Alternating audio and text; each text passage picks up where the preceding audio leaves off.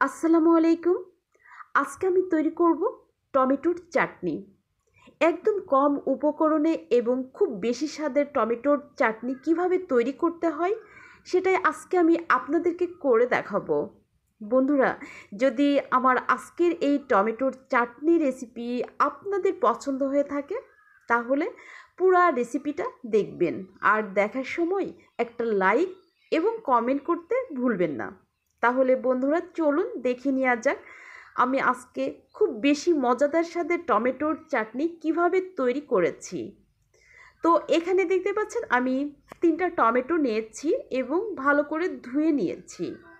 কিভাবে কেটে নেবেন আমি একটু দেখিয়ে দিচ্ছি। অবশ্য কেটে নেওয়াটা দেখানোর কিছু নাই, কিন্তু এই যে বোটার কাছ থেকে কতটুকু ফেলে দিবেন সেটাই দেখিয়ে দিচ্ছি, এবং যেখানে ফুল থাকে সেখান থেকেও একটু ফেলে দিতে হবে। চাইলে 2 টুকরা করেও রেখে দিতে পারেন, কারণ টমেটো রান্না করার সময় খুব দ্রুত সেদ্ধ হয়ে যায়। যাই হোক, আমি টমেটোগুলো কেটে নিচ্ছি। তো এই যে দেখুন আমার টমেটোগুলো কেটে নেওয়া হয়ে গিয়েছে। আমি চুলায় দিয়ে দিয়েছিলাম একটা প্যান এবং দিয়েছিলাম তেল। দেওয়ার পরে কিছু রসুন কুচি দিয়েছিলাম, আর দিয়েছিলাম 1 চিমটি সরিষা। এবার দিয়ে দিচ্ছি টমেটো। আমি বলেছিলাম একদম কম উপকরণ দিয়ে আজকে টমেটোর চাটনিটা তৈরি করব। এবার আমি দিয়ে দিচ্ছি চিনি।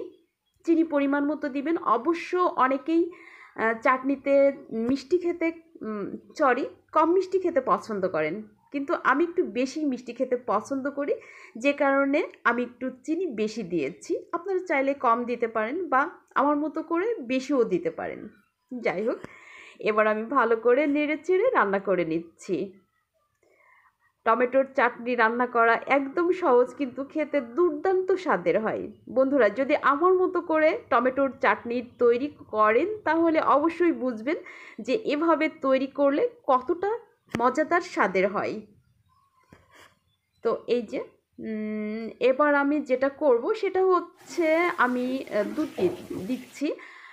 দুধ দিচ্ছি 3 টেবিল চামচ। আপনারা চাইলে এখানে গুঁড়া দুধ দিতে পারেন। আর দুধ দিলে কি হয়, টমেটোর চাটনির স্বাদটা অনেক বেশি ভালো আসে। অবশ্যই চেষ্টা করবেন গুঁড়া দুধ অথবা লিকুইড দুধ দেওয়ার জন্য।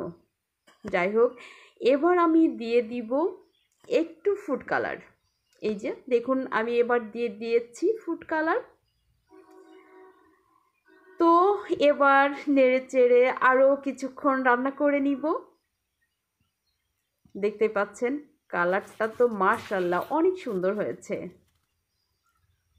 এই যে দেখুন একটু কাছ থেকে দেখিয়ে দিচ্ছি আপনাদেরকে কেমন হলো।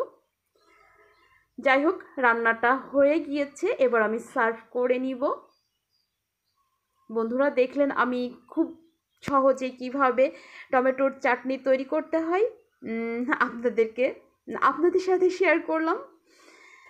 তো আবারও দেখা হবে নেক্সট কোনো রেসিপিতে। সে পর্যন্ত সবাই ভালো থাকবেন। আল্লাহ হাফেজ।